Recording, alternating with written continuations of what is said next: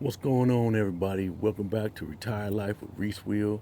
If you're tuning in for the first time, I'm glad to have you here. Today, I want to sit down and talk about something a lot of folks don't talk about until it's too late. The big financial purchases that retirees end up deeply regretting down the line. Now, right off the bat, if you got the funds and you can easily afford these things without putting a dent in your future, go right ahead. I'm the last person who's going to tell a grown person how to spend their hard-earned money. If something genuinely brings you peace and happiness, enjoy it.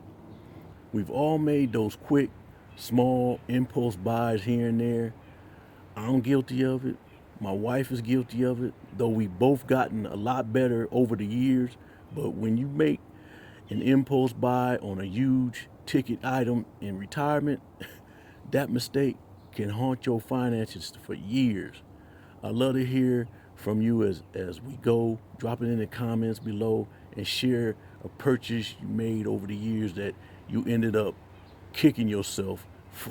You kicked yourself for it later. Let's kick things off with something I see all the time.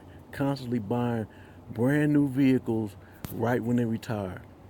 I knew someone who used to trade in their vehicle every single year for a brand new model just because he didn't want to think about the routine maintenance or the oil changes. And hey, he had the money to burn, but for most working folks, doing that is a quick way to lose your money. The minute you roll a new ride off the lot, it drops heavily in value. Look, driving feeder trucks for UPS for 32 years, I know a thing or two about vehicle wear and tear. My current car is 12 years old. My wife's car is 5 years old, and because we stay on top of keeping them well maintained, we aren't drowning in monthly car payments. You want a clear game plan for your transportation and retirement so uh, a sudden breakdown doesn't catch your bank account off guard. Now, next up is buying a massive house that's way bigger than what you actually need. A lot of folks reach retirement and decide to build or buy that huge, sprawling dream home they always wanted. It sounds great at first, but 5 or 10 years down the line, reality sets in, and as we get older, keeping up with that giant house becomes a full time job. The property taxes keep climbing, insurance rates skyrocket, the electric bills are through the roof, and just cleaning the place takes a toll on your body.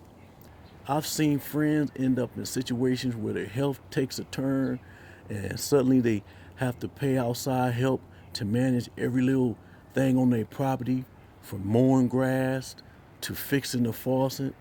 We stayed in our home and updated it to make it comfortable for us, but even now, we got an extra bedroom sitting completely empty. There's one other trap in this dream home scenario that I've seen retirees fall into constantly, and it's a regret that they rarely talk about because it involves family. The regret is buying a purchase or worse or larger house specifically because you're trying to provide a space for your adult children or your grandchildren. I've seen people hold on to massive 5 bedroom houses, driving themselves into debt, paying into utility bills and taxes simply because my kids might come home or want to visit for Christmas. I've been known to see retirees who actually co-signed on larger properties or business ventures for their kids, and then 5 years later, the kids move on to something else, and the retirees is stuck fitting the bill on something they never actually wanted in the first place. Protecting your peace sometimes means being realistic about who is actually going to be using that property. Think long and hard before locking yourself into a heavy housing upkeep for the next 20 years. Now, this one isn't a store purchase, but it's easily one of the single biggest financial regrets retirees talk about: pulling Social Security at the wrong time for their situation. Look, there's no one size fits all answer. Some people regret waiting too long, while others wish they hadn't pulled it early at 62. I had a buddy who claimed his benefits as early as possible at 62. When I asked him about it, he looked at me straight and said, "Reese, I've already had one major heart attack, and my dad passed away in his late 60s. I want to enjoy my money while I'm upright." And for his situation, that made complete sense. You have to look at your own family history, your personal health, your savings, work out what makes sense for your household rather than just copying what someone else did. Now, here's a big one that catches so many people getting trapped in a timeshare. Years ago, back when my wife and I first had our first child, we were down in Florida and ended up buying into a timeshare. And at the time, it seemed like a solid move for family vacations. And we ended up keeping it for well over a decade. But when I needed extra capital to float a new business venture, we decided to put it up for sale.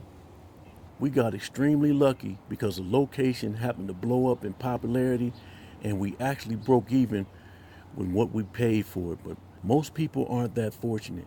Millions of retirees get stuck paying endless maintenance fees on timeshares they barely use, and getting out of those contracts can be a complete nightmare. Before we even get to the RVs and boats, there's another category of regret that I find very common among people I talk to. And this one is tough because it looks like a smart financial move, but it left a lot of folks feeling bitter and resentful. It's the regret of buying into a complex, expensive investment vehicle or insurance product that they didn't fully understand. Sometimes a retiree is pushed into a purchase like an ill-fitting annuity or some big complex life insurance policy that they were told was essential for their legacy. They lock up huge portions of savings, sometimes hundreds of thousands of dollars, thinking they're protecting their earnings or their legacy. But 10 years later, they realize they have drastically reduced their own cash flow just to fund a policy that their family won't see until they pass away. The regret of being rich on paper, but having your standards of living drop in your real retirement is real. And it's a purchase many retirees wish they had never signed. Finally, we have the big toys, the RVs, fifth wheels, and boats. My parents actually went down this road years ago. They bought a fifth wheel trailer to tow behind their vehicle because they had this big dream of traveling the country. But my dad had terrible time trying to maneuver and back that thing up. They ended up swapping it for a brand new motorhome, but after using it just a handful of times, it sat parked in the driveway doing nothing while they ended up relocating in another state. So many people buy a $100,000 RV at the age of 65 thinking they're going to live on the open road, but if your health suddenly shifts or you realize you don't enjoy driving a giant rig across the country, that expensive toy just sits there losing value every single day. The same goes for boats. There's a reason people joke boat stands for break out another thousand. Unless you're out on the water every single week, renting is usually a whole lot smarter than buying. At the end of the day, retirement should be about enjoying your time, keeping your stress levels low, and guarding your peace of mind. Not stressing over massive debt payments or high maintenance properties. I'd love to hear your thoughts on this.